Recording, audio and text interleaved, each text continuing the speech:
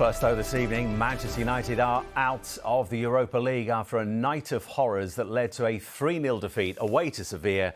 Harry Maguire and David De Gea were both culpable for goals as United crashed out 5-2 on aggregate, ending their chances of winning 3 trophies this season.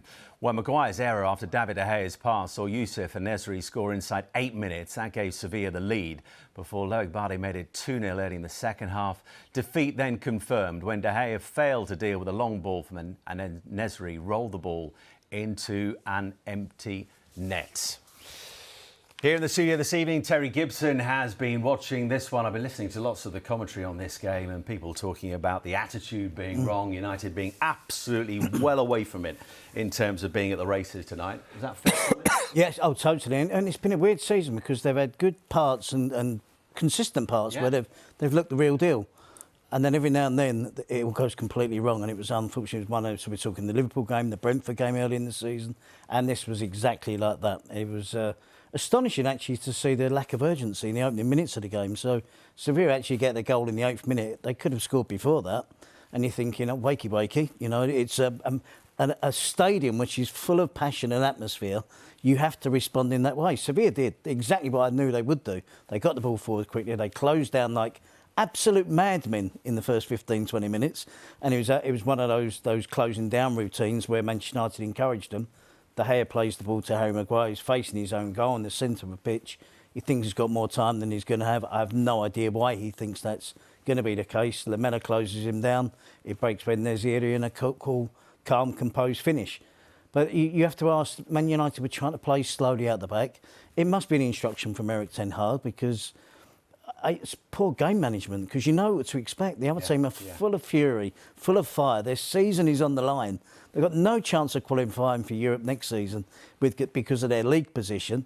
It's all on this game. And for them to come back when they were 2-0 down after 21 minutes in the first leg. Final 10 minutes at Old Trafford they've scored 5 unanswered goals after 21 minutes from the first leg. And it just, I was bewildered tonight with the attitude of Manchester United players. Was it an attitude more than anything? Yeah, because in the second half, Ten Hag makes the changes, Rashford and Shaw come on. And you're looking and thinking, right, let's get going now. And within a minute or so, they concede a goal from a corner. And from then on, you looked at the body language of the players. There was no fight back in them. You could see that. It was an accepting defeat, a torrid second half. It was only 3 in the end. Honestly, this game tonight could have been 6. That bad? It was that bad. And I can't recollect one chance for United. That's extraordinary. What I would say, though, in terms of, obviously, I had my eye on the game as well, a little bit here and there. And hearing you say about it must have been Ten Hag's intention to play out from the back, that's the way he likes to play football. Yeah. You know, and he's played football, they've been successful with it all season. Yeah. You know, and they've had a really good season compared to what they have had of late. The difference is, it's 2 different centre-backs to the 2 that I used to play in. Usually it's Varane and Martinez, who are actual ball-playing centre-backs, you know, and are used to having the ball at their feet. I think Ten Hag's playing the same way that he likes to play, but the personnel's just different. And in that situation as well, though, you know that the crowd are there. There's something else there in that stadium. Exactly. Against a side who historically 6 times winners. Exactly. No one's won this more than they have. They've cleared up their relegation issues with a big win at the weekend. It's an incredible turnaround, isn't it? It is, and all the guys are a sensible manager. The last one, no sense whatsoever, no common sense, and it was manic watching him on the bench every week, getting sent on himself 3, 4, 5 times, I think, this season. They just needed some common sense. Biggest night in Mendilibar's career, long managerial career, but a million miles. You know, he's getting a fantastic opportunity to manage a big club in Europe, and they've responded well. It's 5 games from now, 3 wins, 2 draws, and to smash Manchester United 3-0, it's easily the biggest game of his career. So I was bewildered though by the attitude because United have worked hard to get here, beaten Barcelona, beaten Betis. Yes, big players missing. But they're facing a Sevilla team who barely won a game this year and are still not safe from relegation.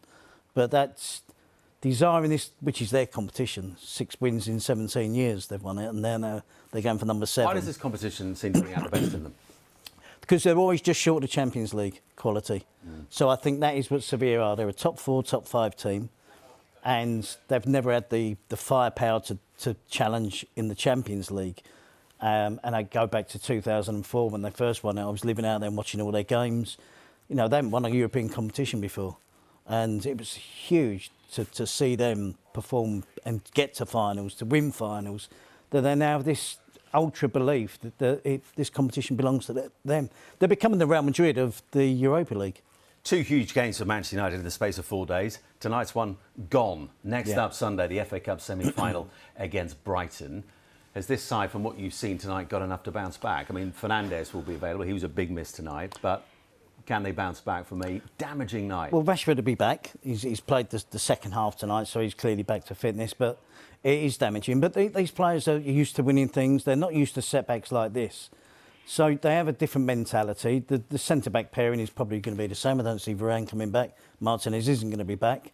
So how do you restore the confidence? The whole confidence issue there between the two centre-backs with each other and David De Gea was clearly evident in the fact that it's fragile when that is the centre of defence for Manchester United. Full-backs were poor. The only player that showed anything at all, and it was only in the first half, was Anthony, because of his defensive attitude. Not going forward, he was one that was chasing back and making good tackles and covering the full-back, Acuna, that was pushing on. That was the only bright spark for United. Eriksen was miles off the pace. Casemiro looked like a beaten man after 20 minutes. And nothing they tried came off. There was literally Bono in goal, had nothing to do. That's what was alarming to me when talking about the relationship between the two centre-backs and the goalkeeper. After that mistake from Harry Maguire, I think it was the next attack after that goal. Just the ball over the top, when the ball over the top, and he dealt with it, which he should do. You know, if you're in doubt, you deal with it. Don't leave it for the goalkeeper, which he done fantastically well. But then to turn around, and I think he gave it a gesture of you need to start talking. Yeah. You know, hand gestures. That for me is a red flag. You know, you're a captain of a football club. You want your players on the side. You just made a mistake for a goal. You don't try and pass the buck onto somebody else. You take ownership. You know, and seeing that summed up their attitude. Exactly. That for me was alarming. Seeing your captain doing hand gestures to your goalkeeper, as if to say he's passing the buck, like as if to say, you need to start talking. You're not helping me. You're the captain. Take responsibility.